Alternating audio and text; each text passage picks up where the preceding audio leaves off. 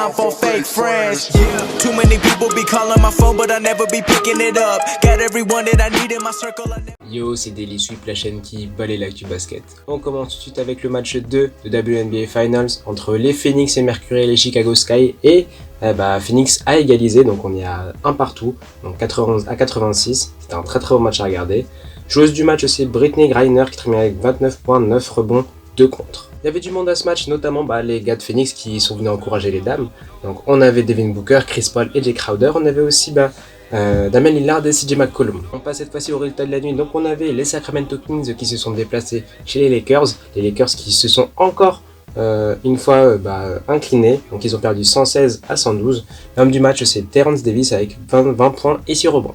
On avait ensuite les matchs entre Denver et OKC, et c'est Denver qui s'est imposé en overtime.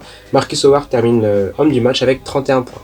On avait ensuite le match entre les Nets et les Minnesota Timberwolves, et Joe Harris qui commence à être plutôt adroit à 3 points, qui s'est bien illustré avec 7 tirs primés, il termine à 23 points. Pendant le match entre Brooklyn et Minnesota, on a pu voir une petite séquence de trash talk entre Kevin Durant et Patrick Beverley. On se souvient en 2019 quand Pat évoluait du côté des Clippers où ils se sont pas mal frités en playoff. Là ils se retrouvent en match de pré-saison et c'est toujours l'occasion pour ces deux-là de se tirer la bourre. On a aussi Trae Young qui est revenu en force. Atlanta s'est imposé 127 à 92 face au Miami Heat. Il termine avec 27 points et 15 passes. On va parler maintenant de deux joueurs qui font un petit peu polémique avec leur équipe. Le premier c'est Ben Simmons avec Philadelphie qui a refusé de s'entraîner puis qui est revenu tranquillement comme si de rien n'était du côté de Philly. Danny Green donc s'est exprimé à ce sujet en disant que on n'attend pas de lui à ce qu'il marque des jump shots, on veut juste qu'il soit pro, qu'il vienne et qu'il fasse son travail, et que s'il s'excuse, c'est très bien, ils vont tourner la page et faire comme si de rien n'était. De l'autre côté c'est Kyrie Irving, et comme je l'avais dit il y a quelques jours, Brooklyn Nets a lancé un communiqué dans lequel il ne pourra pas jouer du tout cette saison tant qu'il ne se sera pas fait vacciner. Et ça pourrait mettre en péril tout le projet de la bague. Ça irait même plus loin parce que Brooklyn pourrait ne pas offrir de prolongation de contrat à Kyrie Irving. Sachant qu'il était là au début avec Kevin Durant et que c'est James Harden qui s'est ramené après, il doute que c'est quand même l'un des pionniers de ce nouveau projet et que il faut quand même qu'il soit là pour gagner la bague. Jamal Murray donc des Denver Nuggets qui s'est blessé pendant les playoffs derniers, qui ne pourra pas être là pendant toute la saison probablement. En son absence, il va falloir scorer des points et on pense que Michael Porter Jr. pourrait avoir cette tâche-là.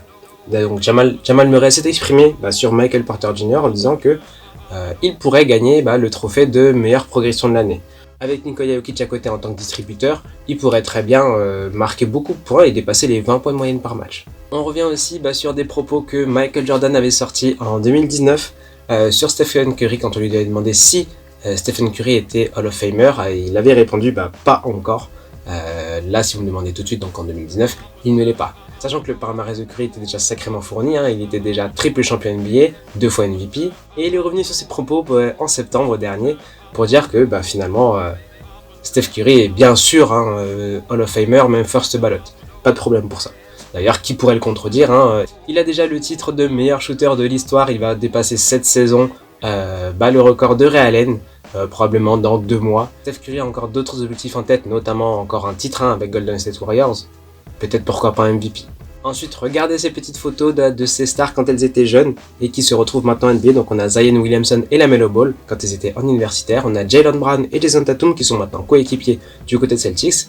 On a D'Angelo Russell et Ben Simmons, cette fois-ci qui étaient dans la même université. On a également Diana Taurasi et Sue Bird, les deux plus grandes joueuses de l'histoire de la WNBA. On a également Michael Porter Jr. et Trae Young. On va revenir sur un match de la nuit dernière entre Dallas et Charlotte.